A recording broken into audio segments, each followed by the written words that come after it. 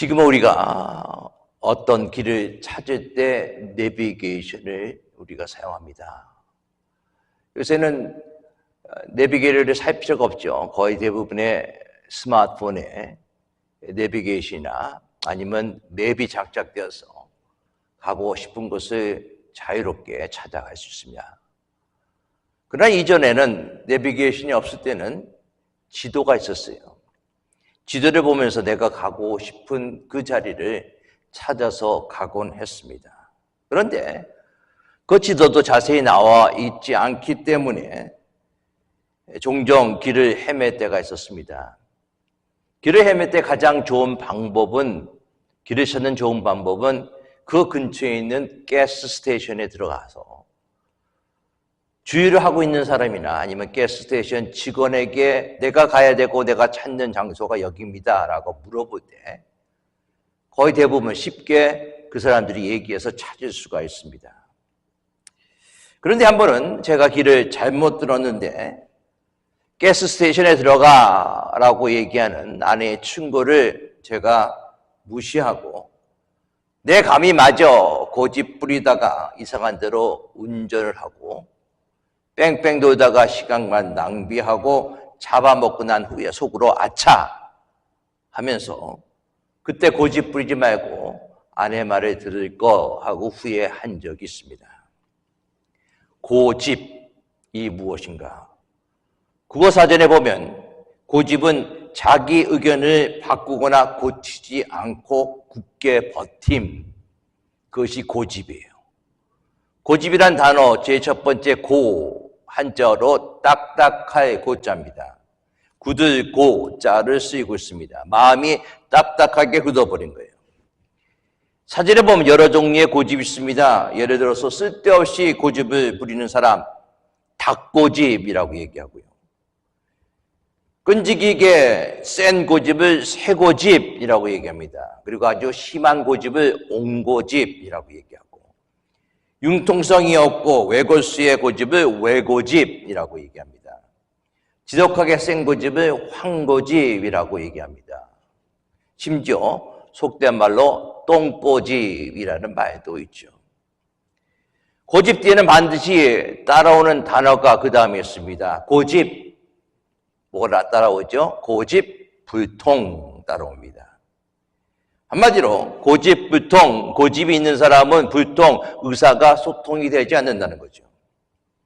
분장하는 교회 안에서 고집 피우는 목회자, 장로들, 주변의 사람의 만류에도 불구하고 들을 길을 잃어버린 고집, 불통, 의사, 불통 있는 교회는 평안할 수가 없습니다. 고집, 불통이 있는 아내, 고집, 불통이 있는 남편, 그 가정이 있는 가정들은 결코 평안할 수가 없어요. 아마 인간의 속성 중에서 가장 고치기 힘든 첫 번째 죄성이 고집일 것입니다. 오늘 본문에는 똥고집, 외고집, 여러 가지 닭고집, 여러 가지의 고집의 모습을 가진 바로의 모습입니다. 그는 10가지 재앙이 주어질 때까지 고집을 부렸습니다. 애굽의 모든 장자들이 죽을 때까지, 한마디로 뜨거운 맛을 볼 때까지 고집을 피웠던 거예요. 우리는 바로라는 인물을 통해서 단순히 성격이 센 사람의 이야기를 얘기하는 것이 아니라 우리의 영혼을 갉아먹는 영적 고집에 대해서 나누고자 합니다. 지혜로운 사람은 경고를 들을 때 멈추지만 어리석은 사람은 심판을 겪고 나서야 비로소 깨닫습니다. 로마서 2장 5절 말씀에 다만 내 고집과 회개하지 아니한 마음을 따라 진노의 날 곧 하나님의 의로우신 심판이 나타나는 그날에 이 말 진노를 내게 쌓는도다. 내 고집과 회개하지 않는 마음을 따라. 전도를 하다 보면 고집이 얼마나 센 분을 만나는지 모릅니다. 나는 예수 필요 없습니다. 교회 나가 필요 없습니다. 고집 부립니다. 그러다가 늙고 병들고 나서 양로원에 찾아가서 이제는 예수님 믿으셔야죠. 다 늙고 난 다음에 네, 이제는 예수님 믿어야 되겠습니다. 라고 한 분을 만나서 전도한 적이 있습니다. 그분은 늙어서라도 몸이 아파서라도 예수님 믿었으니 다행이지만 그러나 똥꼬집, 옹고집을 부리고 난 다음에 결국 하나님을 영접하지 못하고 돌아가시는 분도 본 적이 있습니다. 오늘 말씀을 통해서 내 마음속에 단단히 자리 잡은 바로와 같은 고집을 내려놓고 하나님의 말씀 앞에 부드러운 마음을 회복하는 시간이 될 수 있기 바랍니다. 그리고 하나님께서 바로의 고집과 완악한 벽을 어떻게 허무셨는지, 그리고 그 과정에서 우리에게 요구하시는 믿음이 무엇인지를 발견할 수 있기 바랍니다. 오늘 본문의 만남은 모세와 바로의 두 번째 만남입니다. 8절부터 10절까지 봅니다. 여호와께서 모세와 아론에게 말씀하여 이르되 바로가 너희에게 이르기를 너희는 이적을 보이라 하거든 너는 아론에게 말하기를 너의 지팡이를 들어서 바로 앞에 던지라 하라. 그것이 뱀이 되리라. 모세 아론이 바로에게 가서 여호와께서 명령하신 대로 행하며 아론이 바로와 그의 신하 앞에서 지팡이를 던지니 뱀이 된지라. 하나님께서는 모세와 아론에게 바로 앞에 섰을 때 그가 너의 이적을 보이라고 요구할 것을 미리 아시고 그렇게 말씀하십니다. 바로는 세계 최고의 국가의 왕입니다. 지금은 따지면은 미국의 대통령과 같은 전 세계를 좌지우지할 수 있는 그런 권력을 가진 왕이에요. 그리고 스스로 신이라고 믿었던 사람입니다. 그가 요구한 이적은 순수한 호기심이 아니었습니다. 너희가 믿는 신이 얼마나 대단한가 한번 증명해보라. 내 술사들도 그렇게 할 수 있다라는 비웃음과 도전이었습니다. 오늘도 우리는 이와 똑같은 질문을 받습니다. 너희가 믿는 하나님이 살아있다면 증거를 대봐라. 세상의 과학보다 돈보다 그가 더 강하냐? 라고 우리에게 물을 때가 있다는 것이죠. 그런 질문을 받을 때 여러분들 어떻게 하시겠습니까? 여러분들의 삶을 통해서 이 하나님이 살아계시고 하나님의 계심을 증명할 수 있어야 되는 거예요. 바로 앞에서 모세 아론이 하나님이 명령하신 대로 지팡이를 던졌더니 그 지팡이가 뱀이 되었습니다. 모세가 던지고 아론이 던진 것은 원래 양을 치던 평범한 마른 지팡이였습니다. 그러나 하나님이 개입하시자 이 보잘것없는 나무 막대기가 뱀이 된 거예요. 하나님의 권능이 임한 것입니다. 내 손에 있을 때는 그저 아무것도 아닌 막대기에 불과하지만 하나님 손에 붙들려서 그것이 던져질 때 그것은 세상을 흔드는 능력이 된다는 사실인 것입니다. 여러분들의 손에 지팡이는 무엇입니까? 보잘것없는 재능, 작은 물질, 짧은 시간이라도 하나님 앞에 던져질 때, 즉 하나님께 순종함으로 나아갈 때 그것은 기적의 도구가 됨을 믿으시기 바라겠습니다. 그런데 놀라운 일이 벌어집니다. 애굽의 술사들도 자기들의 기술로 똑같이 지팡이를 뱀으로 만든 거예요. 11절입니다. 바로도 현이들과 마술사들을 부르매 그 애굽 요술사들도 그들의 요술로 그와 같이 행하되. 자, 뱀은요, 여러분들 이집트의 영화를 보면 이집트 왕이 쓴 왕관이 있습니다. 왕관의 앞쪽에 보면 뱀 모양이 이렇게 나와 있어요. 그것을 우라에우스라고 불리는 코브라 모양입니다. 이것은 바로의 절대 권력과 신성을 상징하며 대적을 멸한다는 의미를 가지고 있어요. 바로의 뱀은 세상이 주는 힘, 스스로 하나님이 되려는 인간의 교만, 그리고 하나님을 대적하는 마귀의 권세를 상징합니다. 세상은 종종 하나님의 능력을 흉내냅니다. 복음이 주는 평안 대신 술과 쾌락이 주는 일시적인 즐거움을 주고 하나님의 위로 대신 심리학적 상담이나 돈이 주는 안정감을 제시합니다. 겉보기에는 술사들이 만든 뱀이 똑같은 뱀처럼 보이고 똑같은 능력처럼 보이지만 아닙니다. 모세의 지팡이가 변한 뱀과 애굽의 술사들의 뱀의 대결, 단순한 마술 시합이 아니에요.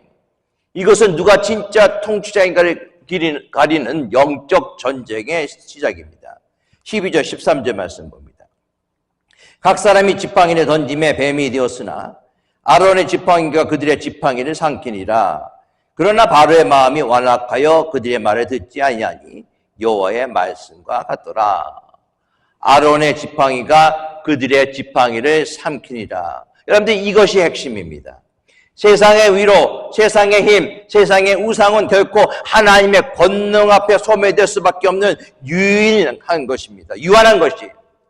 애굽의 술사들도 속임수로 악한 영의 힘을 빌려서 뱀을 만들었지만 하나님의 지팡이야 그들의 뱀을 압도할 수 있었습니다. 가짜는 진짜를 흉내낼 수 있지만 결코 이길 수가 없습니다. 가짜는 가짜예요. 진짜가 될 수가 없습니다. 삼켰다라는 것은 완전한 승리와 흡수를 의미합니다. 진짜는 가짜를 집어삼킵니다. 어두운 방에 여러분 촛불 하나만 있으면 그 어두운 방이 밝아집니다. 어둠이 물러갑니다. 어둠이 아무리 깊어도 빛과 싸워서 이길 수가 없어요. 빛이 오면 어둠은 자연스럽게 삼켜지기 때문입니다. 십자가 사건이 그랬습니다. 사탄은 예수님의 죽임을 통해서 승리한 줄 알지만 부활하신 주님께서 사망 권세를 이기시고 또한 모든 죽임을 삼켜버리셨어요. 오늘 우리 앞에도 바로의 뱀처럼 위협적인 세상의 가치관들이 있습니다. 돈의 위력, 권력의 압박, 질병의 들어옴이 우리를 집어삼키려고 합니다. 하지만 기억하시기 바라겠습니다. 두려워하지 마세요. 세상의 뱀은 결코 하나님의 지팡이 앞에 삼켜질 운명이라는 것입니다. 여러분들 믿음으로 하나님의 지팡이를 던지기 바라겠습니다. 내 경험과 고집을 내려놓고 하나님 말씀에 순종할 때 내 삶의 평범한 지팡이가 기적의 뱀으로 변할 것입니다. 최후 승리를 믿으십시오. 이미 승리하신 예수님의 권세가 우리와 함께 여러분들과 함께 있음을 믿으시기 바라겠습니다. 요한복음 16장 33절에 세상에서는 너희가 환난을 당하나 담대하라 내가 세상을 이기었노라. 여러분들이 지금 의지하고 있는 것이 세상의 지팡이입니까? 그 세상의 지팡이 결코 이길 수가 없어요. 가짜예요. 진짜 권세는 여호와 하나님께만 있음을 믿으시기 바라겠습니다. 그런데 지팡이의 사건에도 불구하고 고집불통, 옹고집, 똥고집을 가진 바로의 마음은 여전히 완악했습니다. 이제 하나님은 첫 번째 재앙인 10번째 재앙의 첫 번째 재앙인 피재앙을 내리세요. 17절 말씀에 그 재앙을 내리신 이유가 분명히 나타나고 있습니다. 내가 이로 말미암아 여호와인 줄 알리라. 왜 첫 번째 재앙이 나의 강을 피로 만드는 재앙입니까? 여러분, 애국 사람에게 나의 강은 단순한 강이 아니었습니다. 그 나의 강은 생명줄이었고 하필이라는 신으로 추앙받는 숭배의 대상이었습니다. 그들은 나의 강이 자신들에게 풍요와 안전을 준다고 믿었어요. 그런데 하나님은 바로 그들이 가장 신뢰하고 자랑했던 나의 강을 피로 물들어버리신 것입니다. 하나님은 강을 피로 물들임을 통해서 바로 인간이 의지하는 세상의 풍요가 얼마나 허망한지 그리고 참된 주관자가 누구인지 선포하셨습니다. 생명의 젖줄이라고 여겼던 그 물이 죽음의 상징인 피로 변한 것은 창조주 하나님의 질서를 거스르는 바로에 대한 엄중한 심판이었던 것입니다. 그런데 애굽 사람들이 나의 강은 오늘 살아가는 우리들에게도 또 있다는 거예요. 어떤 사람에겐 돈이 최고의 행복을 주는 가장 아끼는 나의 강입니다. 또 어떤 사람에게는 권력이, 또 어떤 사람에게는 사랑하는 사람이, 어떤 사람에게는 명예가 그들의 나의 강이 될 수가 있어요. 그들에게는 그것만 있으면 세상에 더 바랄 것이 없습니다. 그 모든 것이 자기에게 행복을 가져다 줄 수 있다고 믿습니다. 하나님이 더 필요 없습니다. 여러분들 이런 나의 강이 없습니까? 오직 믿음의 사람들은 하나님만 가까이 하고 하나님 앞에 마음과 뜻을 다하여 하나님만을 섬겨야 된다는 것입니다. 오직 하나님만이 우리에게 참된 행복과 기쁨을 가져다 주실 수 있는 분이기 때문에 그렇습니다. 결단코 하나님 이외에 나의 강과 같은 우상을 두어서는 안 됩니다. 만약에 우리가 하나님 이외에 나의 강과 같은 우상을 섬긴다면 하나님이 그것을 심판하시는 거예요. 여러분들 인도에 가면 겐지스 강이라고 있습니다. 힌두교도에게 가장 추앙받는 그런 강이죠. 가장 성스러운 어머니 강이라고 얘기합니다. 근데 겐지스 강은 육안으로 보면은 굉장히 더럽습니다. 각종 쓰레기와 오물로 뒤덮여서 차마 거기에 몸을 담글 수 없는 더러운 물이지만은 수만 명의 순례자가 겐지스 강에 몸을 담그고 있습니다. 그 이유는 겐지스 강, 그 성스러운 강, 어머니의 강이 자기의 육신뿐만 아니라 영혼의 업보, 카르마를 씻어준다고 믿고 있기 때문에 그 더러운 강에 서슴없이 들어갑니다. 또한 그 겐지스 강 한쪽에 보면은 바로 시신을 화장하고 죽음 위에 해탈을 바라보면서 강에다가 시신의 죄를 뿌리는 곳이 있습니다. 바로 겐지스 강은 삶과 죽음이 공존하는 지역이에요. 그러나 우리가 깨달아야 명확한 현실은 세상의 그 어떤 강물도 어떤 고행이나 어떠한 종교적인 행위도 인간의 근본적인 죄의 오염을 닦아낼 수 없다는 점입니다. 오염된 물로 오염된 영혼을 씻을 수가 없습니다. 그렇다고 우리에게 필요한 게 무엇인가? 성경은 두 가지 액체에 대해서 얘기하고 있어요. 하나는 나의 강을 문드렸던 죽음의 피가 아니라 우리를 위해서 피 흘려주신 예수의 피, 보혈의 피, 그 피로서 우리의 모든 죄가 정하게 됨을 믿으시기 바라겠습니다. 또 하나는 겐지스 강의 탁한 물이 아니라 주님이 주시는 영원히 솟아나는 생수입니다. 요한복음 4장 13절 14절에 예수께서 대답하여 이르시되 이 물을 마시는 자마다 다시 목말라 윤니와 내가 주는 물을 마시는 자는 영원히 목마르지 아니하니 내가 주는 물은 그 속에서 영생하도록 솟아나는 샘물이 되리라. 세상은요 우리에게 더 많이 마셔라, 더 많이 가져라 유혹하고 있습니다. 그런데 예수님은 내게로 와라 마셔라 라고 얘기하고 있어요. 초청하십니다. 예수 그리스도를 영접한다는 것은 내 인생의 수도꼭지를 세상이 아닌 하나님과 연결하는 거예요. 오늘 이 시간 우리 영혼의 갈증을 유일하게 해결시켜 주실 영원한 생수 예수 그리스도를 말미암아 예수 그리스도를 영접하고 예수 그리스도와 동행하며 참담 만족과 기쁨을 누리는 여러분들이 다 되실 수 있기를 예수 그리스도를 축원합니다. 사랑하는 성도 여러분, 혹시 여러분은 지금 피로 변해버린 나의 강처럼 겉만 화려하고 속은 죽어가고 있는 세상의 가치를 붙들고 계시지 않습니까? 아니면은 겐지스 강의 순례자처럼 스스로 정결하게 하려고 끊임없이 노력하지만 여전히 오물 같은 죄책감 속에 머물러 있지는 않습니까? 이제 그 강가에서 일어나기 바라겠습니다. 눈에 보이는 강물은 우리를 구원할 수가 없습니다. 오직 우리 내면의 가장 깊은 곳까지 흐르며 모든 더러운 것을 맑게 씻기는 성령의 강물에 여러분들이 맡길 수 있기 바라겠습니다. 요한계시록 22장 1절과 2절 말씀을 이렇게 얘기합니다. 그가 수정같이 맑은 생명수의 강을 내게 보이니 하나님과 및 어린 양의 보좌로부터 나와서 길 가운데로 흐르더라. 하나님과 및 어린 양의 보좌로부터 나오는 생명수의 강 속에 여러분들의 몸을 담글 수 있기 바라겠습니다. 그를 통해서 여러분들의 심령이 새로워지는 놀라운 축복들이 임하기를 예수 그리스도의 이름으로 축원합니다. 그런데 오늘 본문 대목에서 가장 안타까운 게 뭔지 아십니까?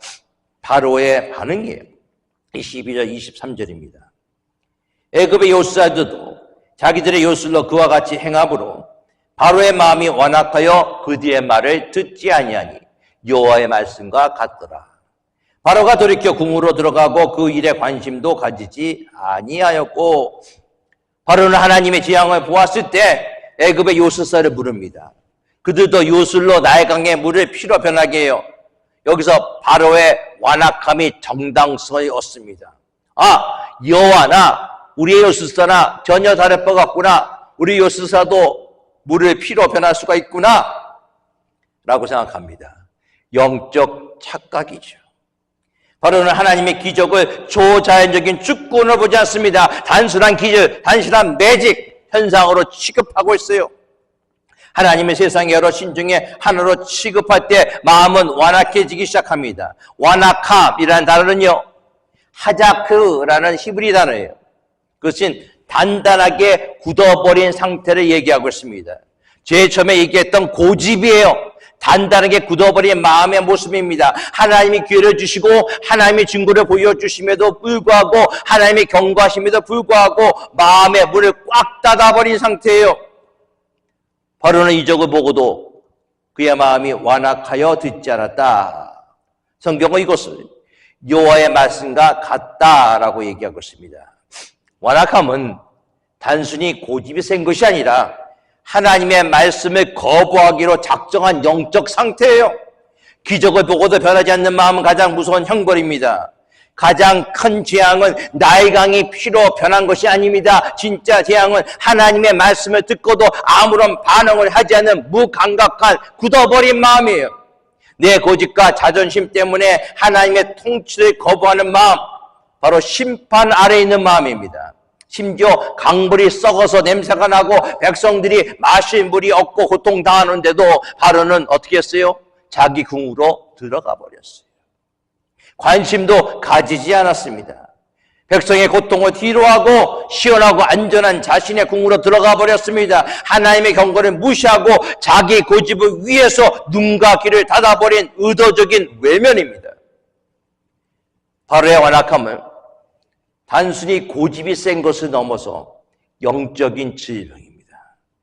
죄는 우리를 자신에게만 매몰되게 만드는 거예요. 자신만을 생각하게 만듭니다. 타인의 고통보다 나의 자존심과 나의 기득권이 더 중요하게 될 때 여러분 사람은 괴물이 됩니다. 바로의 무관심은 결국 심판을 자초하는 길로 그 다음 재앙을 불러왔습니다. 종국은 나라 전체를 파멸로 몰아버렸어요. 바로는 재앙을 겪을 때마다 나쁜 고집을 버릴 기회가 있었지만 버리지 않았습니다. 그러다가 자신이 아니라 애굽 사람만 곤욕을 치릅니다. 지도자의 완악함은 공동체 전체를 비극으로 몰아갑니다. 나의 고집의 결과가 얼마나 큰 나쁜 결과로 이어진다는 사실을 분명히 알 수 있기 바라겠습니다. 성경이 말하는 고집, 완악함은요, 하나님의 말씀이 침투하지 못하도록 마음의 문을 걸어 잠근 상태예요. 바로의 고집 때문에 강물이 썩고 자녀가 죽어나가도 돌이키지 않았습니다. 고집은 나를 지키는 방패가 아니에요, 여러분. 고집은 나를 가두는 감옥입니다. 이 치명적인 고집, 우리가 어떻게 죽일 수 있습니까? 고집을 죽이는 첫 번째 단계는요, 내 고집을 나의 소신이다, 나의 성격이다 라고 포장하지 않는 것입니다. 내 고집은 내 판단이 하나님보다 더 맞다라고 하는 것이 고집이에요. 그러나 결코 그렇게 될 수 없습니다. 교만이죠. 바로는 자기가 신이라고 믿었기에 하나님의 권위를 인정할 수가 없었습니다. 그렇기 때문에 우리가 고집을 우리가 없애기 위해서는 하나님 내가 틀렸습니다라는 생각을 가지고 있어야 돼요. 내가 맞습니다 하면 안 돼요. 내가 틀렸습니다라고 내가 틀렸다고 인정하는 용기가 있은 순간 속에 바로 고집의 성벽은 균열이 되기 시작했습니다. 내 판단력을 내려놓고 하나님의 주권을 인정하는 항복선언이 필요해요. 그리고 또한 고난의 의미를 영적으로 해석할 수 있기 바랍니다. 하나님 때로 우리의 딱딱한 고집을 깨트리기 위해 망치를 사용하십니다. 바로에게는 재앙이 징계였지만은 그러나 우리에게 어려움이 다가온다면 혹시 나의 고집 때문에 이러한 어려움이 다가오지 않았는가 분명히 다시 생각해 볼 수 있기 바라겠습니다. 고집을 여러분들이 바꿀 수 있는 마지막 방법은 딱딱한 땅이 있습니다. 딱딱한 땅이 부드럽게 되는 땅으로 만들 수 있는 비결은 단 한 가지밖에 없어요. 물을 붓는 거예요. 물론 땅을 갈아엎는 것도 있습니다. 그러나 그대로 물기가 없으면 그대로 부석부석한 땅입니다. 그 땅에 물을 붓습니다. 고집은 자기 생각에 갇힌 상태예요. 이 갇힌 생각을 깨트려버리기 위해서 하나님의 말씀을 내 마음속에 부어야 됩니다. 말씀이 들어올 때 내 딱딱한 마음이 여러분들 부드러운 마음이 될 수가 있어요. 에스겔 36장 26절은 이렇게 얘기합니다. 너희에게 새로운 마음을 주고 너희 속에 새로운 영을 넣어주며 약속처럼 성령님께 내 굳은 마음을 제거해 주시옵소서 라고 기도할 때 부드러운 마음을 하나님께서 주신다 약속하셨어요. 결론은 죽어야 다시 삽니다. 바로는 고집을 피우다가 결국 홍해에서 모든 것을 잃어버렸습니다. 그러나 다윗은 지적을 받았을 때 즉시 없죠. 내가 죄인입니다 라고 고백했습니다. 고집은 나를 파괴하는 것이 아니라 진정 여러분들 나를 죽이고 모든 사람들을 죽이는 것이 고집의 모습이에요. 여러분 이 시간 여러분들이 끝까지 붙들고 있는 나만의 고집은 무엇입니까?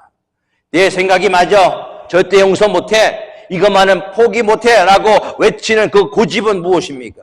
그 고집의 현장에서 내려올 수 있게 바라겠습니다. 우리가 하나님 앞에 고집을 꺾고 무릎을 꿇을 때 하나님이 역사하시기 시작합니다. 내가 죽어야 그리스도가 살고 내 고집이 죽어야 하나님의 뜻이 이루어집니다. 고집은 자아를 붙들고 믿음은 약속을 붙듭니다. 바로의 고집은 환경이 변하고 백성이 죽어가도 자기의 자존심과 기득권을 내려놓지 않는 것입니다. 고집의 중심에는 항상 나가 있어요. 나. 그러나 성도의 믿음은 세상이 아무리 유혹하고 핍박해도 하나님의 약속을 포기하지 않는 거예요. 믿음의 중심에는 내가 있는 것이 아니라 하나님이 있음을 분명히 할 수 있기 바라겠습니다. 그것이 믿음의 사람이에요.